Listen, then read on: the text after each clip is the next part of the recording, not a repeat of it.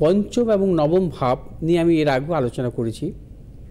কারণ জ্যোতিষশাস্ত্রে যে আমাদের 12টি যে ঘর আছে তার মধ্যে পঞ্চম ঘর এবং নবম ঘর হচ্ছে, এই দুটো ঘর হচ্ছে শ্রেষ্ঠ ঘর।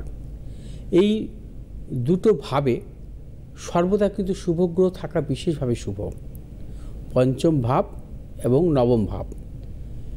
এবং পঞ্চম এবং নবম যদি কখনো শুভ গ্রহ থাকে এবং সেই শুভ গ্রহ যদি যোগ সৃষ্টিকারী হয় তাহলে কিন্তু বিশেষভাবে শুভ। বিশেষ করে আজকের গোচরে বৃহস্পতির নবম ভাবে বুধের অবস্থান এবং বুধের পঞ্চম ভাবে বৃহস্পতির অবস্থান, এবং বুধ যেহেতু বিদ্যা কারক গ্রহ, বুদ্ধি কারক গ্রহ, জ্ঞানের কারক গ্রহ, পাণ্ডিত্যের গ্রহ, সে বুধ আবার বৃহস্পতির দৃষ্ট অবস্থায় আছে।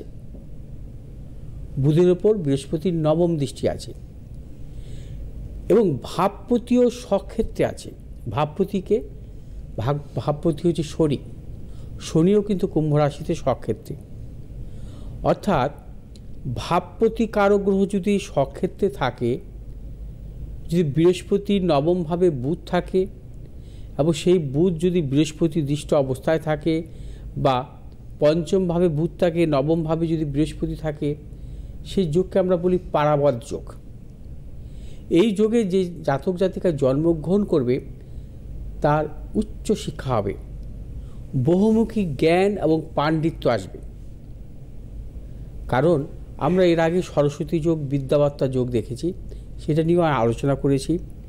কিন্তু আজকের গোচরে কিন্তু দেখা যাচ্ছে যে পারাবত যোগের সৃষ্টি হয়েছে এবং রবি এবং বুধের কিন্তু বুধাদিত্য যোগও আছে এবং সেই বুধাদিত্য যোগও কিন্তু বৃহস্পতি দৃষ্ট অবস্থায় আছে। বুধাদিত্য যোগ সর্বদা বৃহস্পতি যুক্ত, বৃহস্পতির দৃষ্ট থাকলে শুভ ফল দান করে। বুধাদিত্য যোগ যদি ভাবপতির গ্রহে, যদি ভাবপতির ঘরে যদি কখনো যদি এই যোগের সৃষ্টি করে এবং বৃহস্পতি যুক্ত, বৃহস্পতির দৃষ্ট অবস্থায় সে জাতক জাতিকা কিন্তু উচ্চ শিক্ষা পায়। বুধাদিত্য যোগ সর্বদা কেন্দ্রভাবে বা ত্রিকোণভাবে কিন্তু হওয়া শুভ এবং সেই ক্ষেত্রে কিন্তু শুভ ফল দান করে।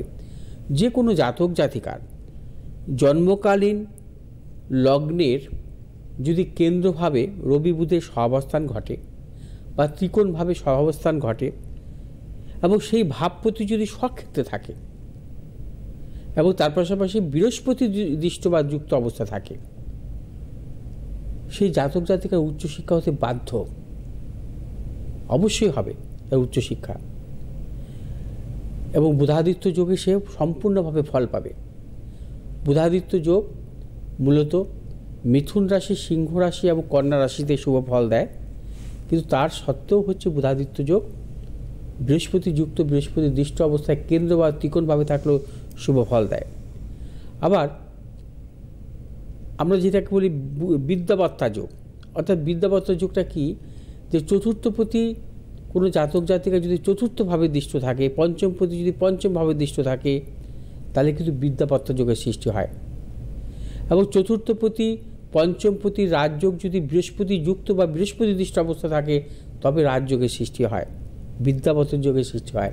এবং এই ধরনের যোগের ক্ষেত্রে কী হয়, তার জীবনে কিন্তু উচ্চশিক্ষা আসে। যেহেতু আজকে সরস্বতী পুজো, এই নিয়ে কিছু বক্তব্য রাখলাম, মানে এডুকেশন সংক্রান্ত। এডুকেশন কীভাবে কেন হয়, যাদের দেখে উচ্চশিক্ষার মানে কীভাবে আসতে পারে একটি জাতক জাতিকার জীবনে, মানে এই ধরনের যোগের ক্ষেত্রে কিন্তু সেই জাতক জাতিকা উচ্চশিক্ষা হয়। চতুর্থভাবে যদি বৃহস্পতি শুভ অবস্থা থাকে, সেই জাতক জাতিকা উচ্চশিক্ষা হয়।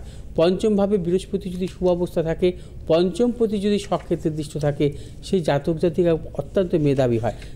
যেমন ধরুন বিবেকানন্দ জন্মছকে, ওনার ধনু লগ্ন এবং মঙ্গল পঞ্চমপতি মেষ রাশিতে স্বক্ষেত্রে এবং তুলা রাশিতে বৃহস্পতি, অর্থাৎ চতুর্থপতি বৃহস্পতি এবং পঞ্চমপতিকে মঙ্গল, চতুর্থপতি পঞ্চমপতি রাজযোগ এবং ভাবপতিকে বৃহস্পতি দৃষ্টি দিচ্ছে।